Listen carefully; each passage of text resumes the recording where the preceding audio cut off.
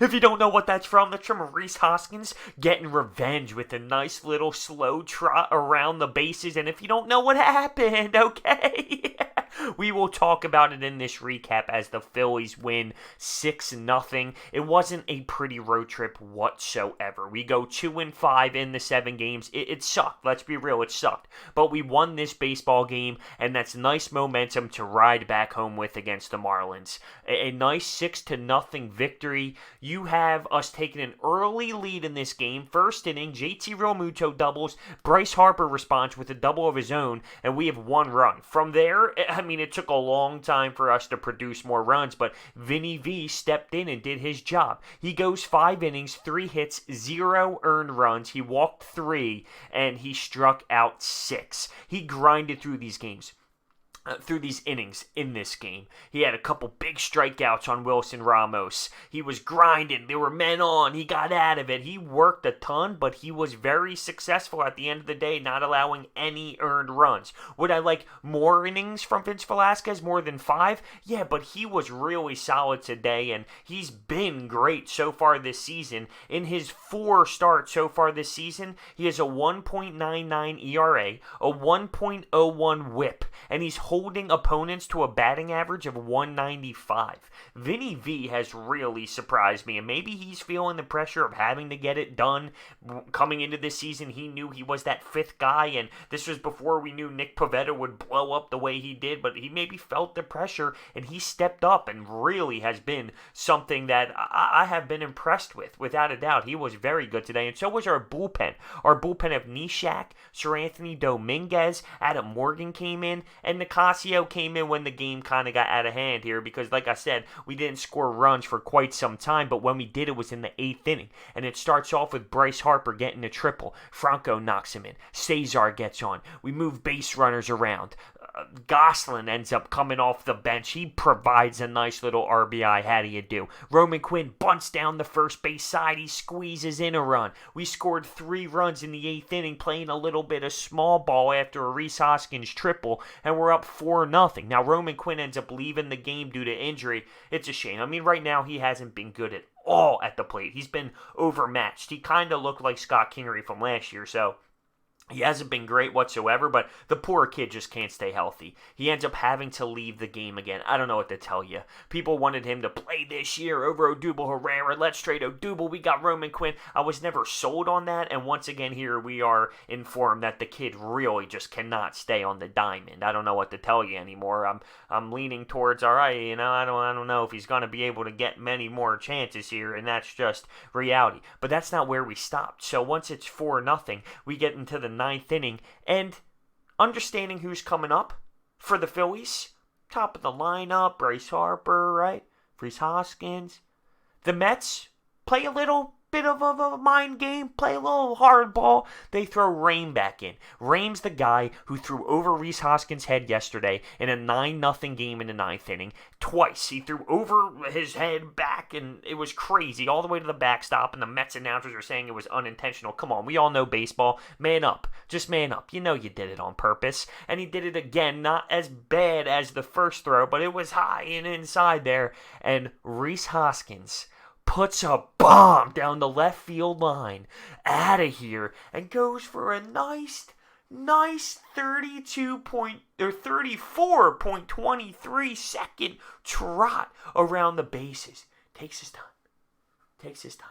As he deserves it. Screw you, Rhame. And this isn't over. This is really just the beginning. I was going to take a look around this game and say, is Vinny V going to step up at any point? Now, he hit Frazier once, but that wasn't really a statement thing. I think he accidentally really just kind of hit him in the bicep. It wasn't anything crazy. If that was his statement, it was a dumb statement because it put the first runner on there in first base. Now, it didn't cost us anything, but I don't think the mentality for Vinny V was to drill anyone. And honestly, because he's trying to battle for a spot, I don't know if he would want to make a statement and get kicked out of the game. I don't know. I wonder if that's something that they talk about before he gets his nod. They did bring up De Los Santos from AAA, so people were skeptical and say maybe they're going to tell Vinny V to go out there and beam guys, but he did not do that. Also, after the game, Rhys Hoskins gave credit to Jake Arrieta's quotes. So listen, we've listened to Jake Arrieta and what he said. So he came out and actually praised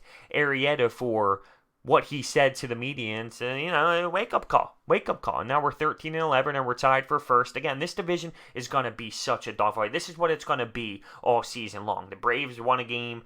They're a half game back right now. The standings are literally like this. I mean, literally. You can't even breathe. And we knew that was going to be the division all season long. These are the type of series that you're going to have to find ways to win when we're playing the Mets, when we're playing the Braves, because we're all talented right now, and that makes it fun. And that's why I think this is not over. This Rhys Hoskins thing is not over. That was very, very, very, very awesome out of what Rhys Hoskins did for that Trot, but disrespectful in the baseball world, without a doubt. Looking at the Mets side, Robinson Cano went 3 for 3, but they had 3 errors on the day. None of them really came up to a point where it brutally crushed them. There were little things here and there, and it wasn't anything crazy. But speaking of errors, Cesar Hernandez, it didn't count as an error because he technically didn't touch it, but a brutal read at second base to let a ball go through him. And, I mean, this is now maybe 4 in a row, maybe 3, 4 maybe at this point. It might even be 4 now, where he is just making mental mistakes defensively, and that is so not like Cesar Hernandez, but he needs to snap the hell out of it because we cannot have that. And, right now he's playing, I think, because of Scott Kingery, because the way he's been defensively. I mean, they're even talking about in the broadcast this one knee thing he's trying to do to block balls. What the hell is this? So he's changing his mechanics and just being all over the place defensively. It's not a good look for Cesar Hernandez right now. Not at all. So Vargas got the start for the Mets. He goes 4 2/3, so not very deep, but he only allowed 1 earned run. We ended up attacking their bullpen and kind of doing some damage there with Gazelman coming in and not being able to perform to his highest level. Tomorrow, we get a little bit of Aaron Nola on the bump, and this is nice for him. We're home. We're playing the Marlins. He needs something. He needs a game to come out and be very, very, very productive. Here's the sad thing. Who are the best 2 pitchers right now that you feel the most comfortable with when they touch the bump? Jake Arrieta's number 1. There's no denying that. Ben Velasquez. Isn't that crazy? Isn't that unbelievable? Imagine saying that in the beginning of the season. 24 games in, your top 2 guys are going to be Arrieta and Vince Velasquez. I actually feel somewhat comfortable right now with Vin. Now, is he going to be able to keep this up for a long time? We're going to have to see. Is he going to be able to crack into that 6th inning maybe a little bit more? Something I would like to see.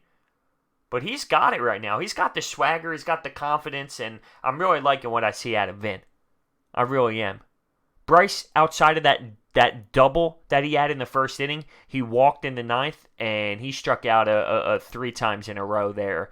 And it seems like he's just really trying to swing for the fences. He is pulling his ass. I mean, he's really just completely swinging so insanely hard to the point where he's just trying to crush it. But who am I to sit here and tell Bryce Harper how to swing the bat and how to approach the plate? Who am I? Who's Broads who sits in his basement and watches every Phillies game and then screams about it to his computer on YouTube? To tell Bryce Harper how to approach the plate at times. That he's trying too hard to crush the ball. Who am I? Oh. So, listen, this is where we're at. We're coming off of a horrendous road trip. We talk about it all the time. Ups and downs, ups and downs, ups and downs. This could be a big turning point. 10 hits today. We score early in the first, and then we go through a grind of not being able to get anything going until the 8th, but we played a little bit of small ball. We saw the ball hit the wood and go out into the out over the fence and then play small ball and attack runs and do little things. And sometimes, I talked about it in the Rocky series when Charlie Blackmon got hot after a walk-off dinger. Sometimes it just takes a little something. And I'm going to sit here and say, hopefully that is it. Going back home and playing a Marlins team. This was a good win. It wasn't the prettiest. It was not the prettiest, but it was a good win.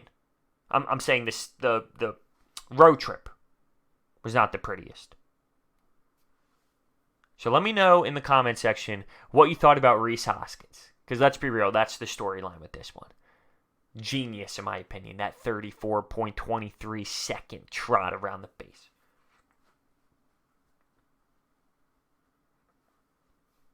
See you guys next time.